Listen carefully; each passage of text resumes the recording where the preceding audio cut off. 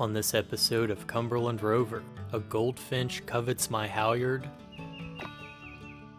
and the mystery of Oak Island is finally laid to rest. Is this a good place to launch a sailboat?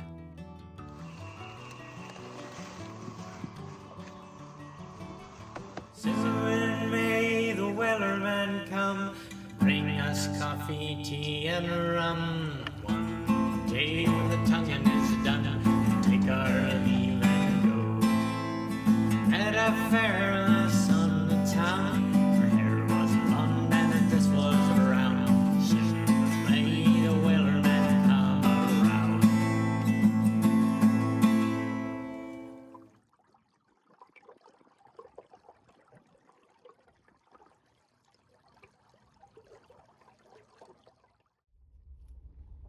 Before discovering boating, I was getting my weekly dose of nature mainly through hiking, an activity that I still enjoy. I used to fantasize about paddling or sailing one of the numerous streams or remote bays along the north-south trail, and on this trip I'm actually going to launch the skiff on one of the streams that I used to daydream about. It's a decent-sized creek spanned by a rickety wooden footbridge that I've crossed many times hiking the north-south trail. The creek flows out to a large remote bay in LBL, one that I've actually never been able to access in my small boats. There's just really not a good place to launch unless you could launch at the creek and float out to the back of the bay. It's up in the air as to whether or not this will actually work. All factors have to be just right. The lake level is still pretty high. I know that from observing the dam as I drove past, but likely I'll also require some good flow from rainwater runoff coming down the creek in order to have enough water to actually float.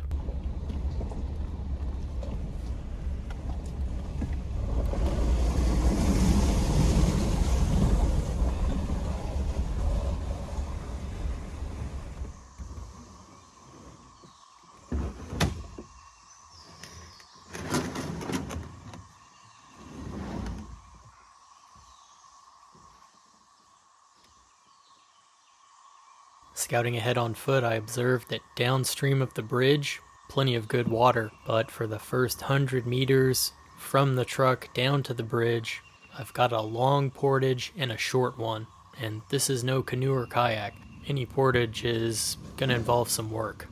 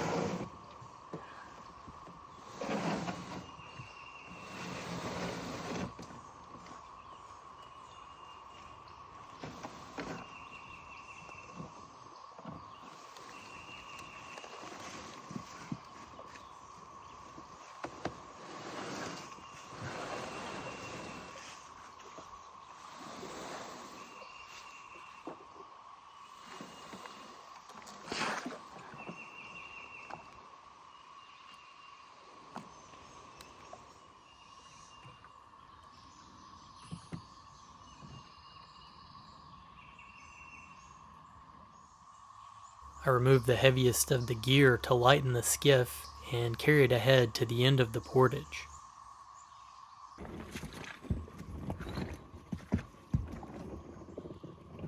This portage would have been a lot easier had I had two rollers, and originally I did have two rollers, but sadly the second one was stolen out of my truck when I was out on the water not that long ago.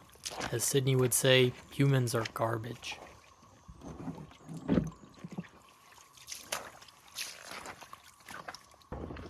With one roller, it's a simple matter of moving the boat a short distance, repositioning the roller, and going a little further.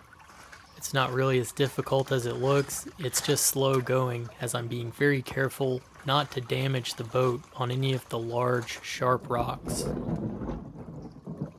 The skeg is kind of a disposable part that I expect to wear out, and the bottom's pretty tough, but the chines are almost delicate, or at least the most susceptible to damage doing something like this.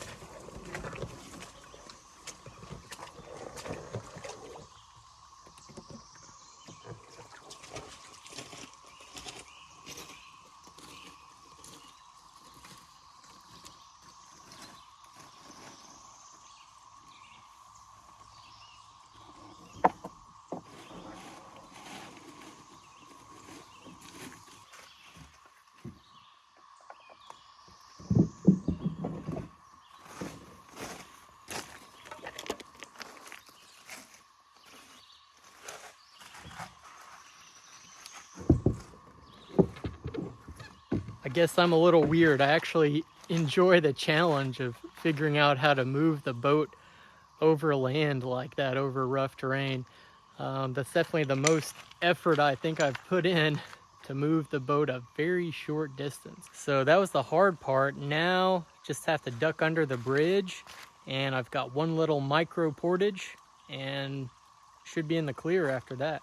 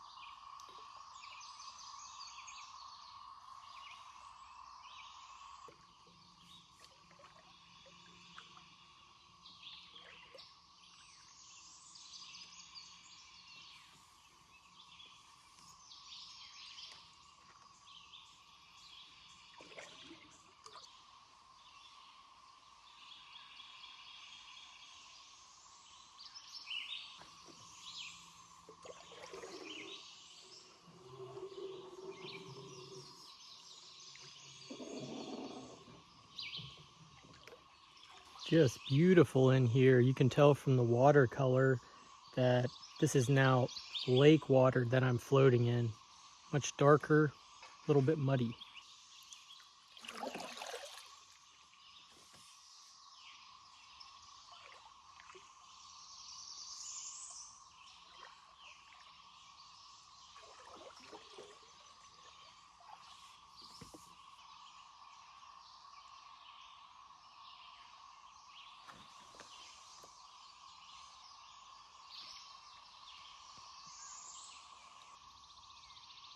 I've discovered my skiff is actually narrow enough to be paddled like a canoe when sitting forward, and this is really useful in tight spaces.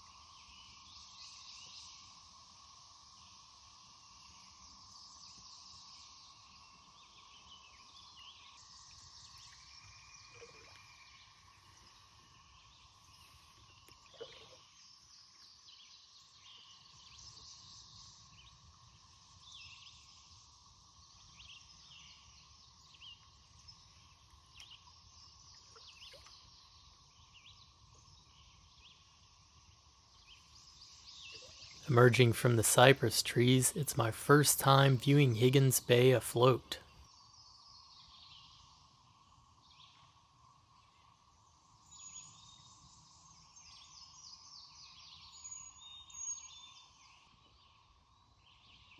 I think this is the most steadfast turtle I've ever seen. Typically when they see you from even 50 meters away, they're diving into the lake.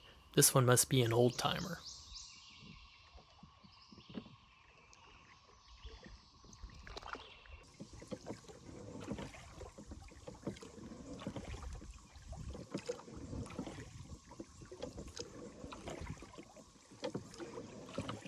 High winds were predicted today, but the entire bay appears calm. Rowing my way along the northern shoreline, I'm trying to find some wind.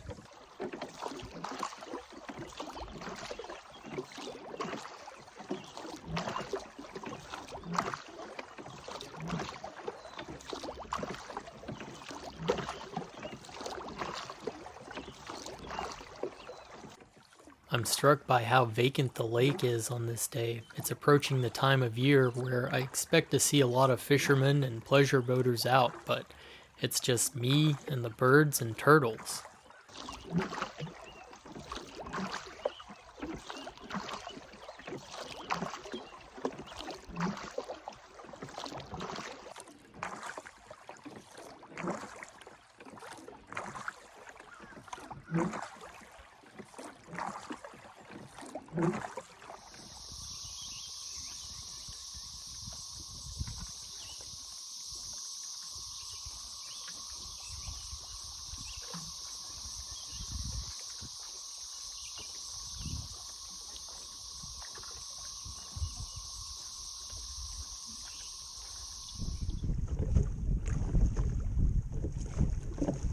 Finally, upon reaching the mouth of the bay, I discover the remnants of a northwest wind and a lingering rolling swell coming down the lake and into the eastern side of the bay.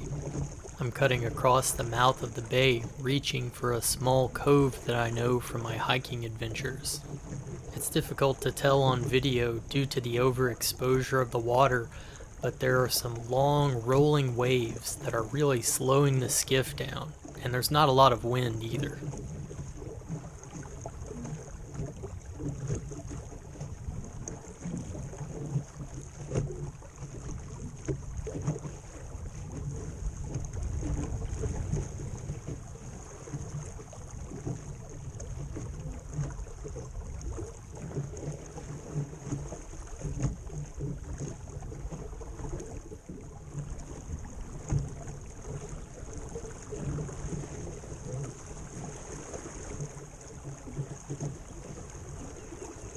I was planning on beaching the boat to check out a large rock formation here, but the water level is just so high, there's really not a good place to land without getting all tangled up in the weeds, and I'm not in the mood for that.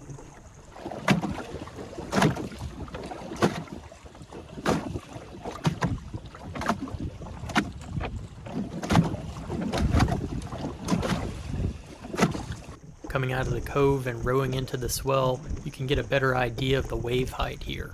I'm beginning to make my way around the point and now following the southern shoreline.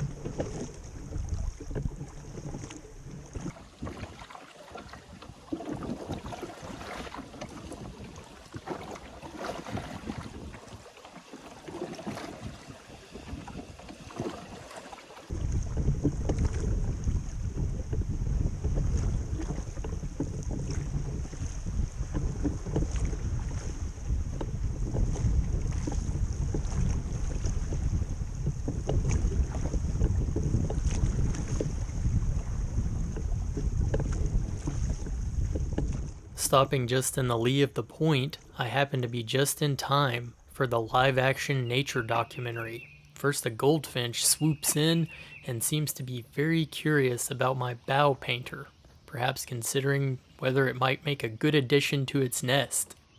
A few feet away on shore, a squirrel is scampering around looking for acorns or something, and just below the squirrel, down in the water, if you look very closely, you can see a snake looking for an easy meal, hoping that squirrel is going to slip. In this southern cove nearby, conditions are just about perfect for a little bit of fun sailing, flat water, and pretty steady wind.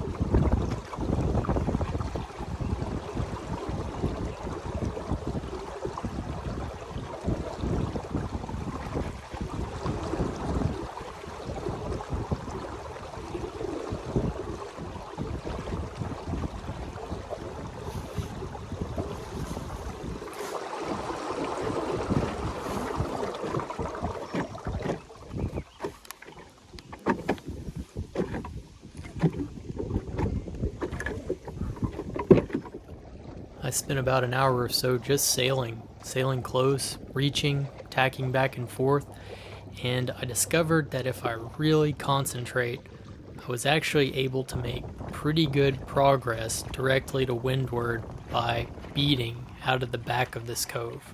But you really have to focus.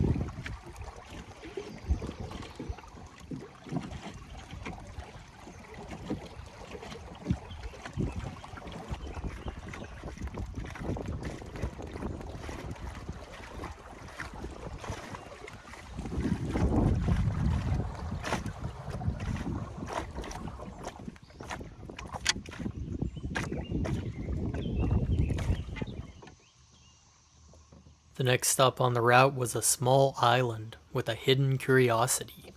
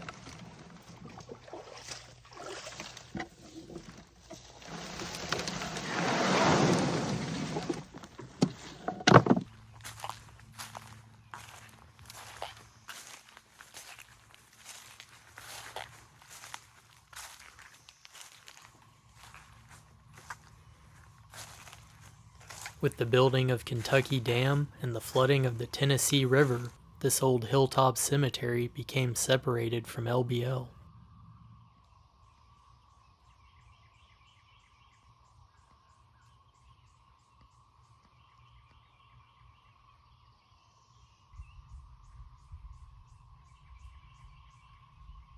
There are some pretty old monuments here. The oldest date that I noticed was a birth of 1817. I find the imagery carved on these old headstones fascinating. Many depict nature scenes, floral motifs, and interesting symbols, such as a wheel, which seems to be a common symbol on older headstones. Meanwhile, back at the skiff, this fuzzy thing scrambles to get away from a pack of rabid ants.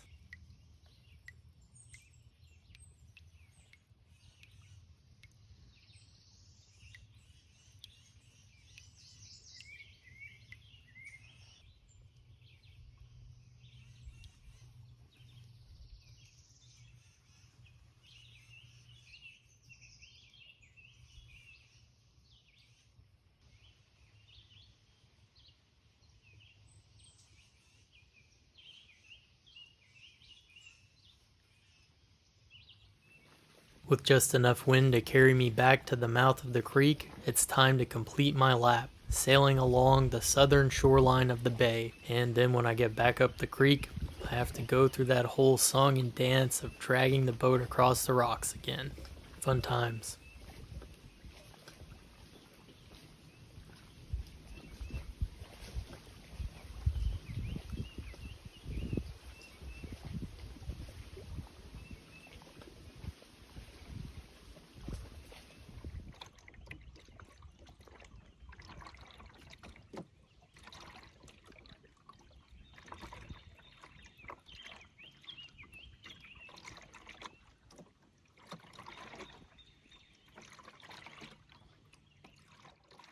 Pennants are now available at cumberlandrover.com. Historically flown for signal purposes, a pennant is that indescribable something that your boat is missing. They can help you read the wind, increase visibility of your small craft, and they just look cool, fluttering from the masthead or yard of a lug sail. You can have any color you want, as long as it's bright red. I have 2 styles of pennant now available at cumberlandrover.com.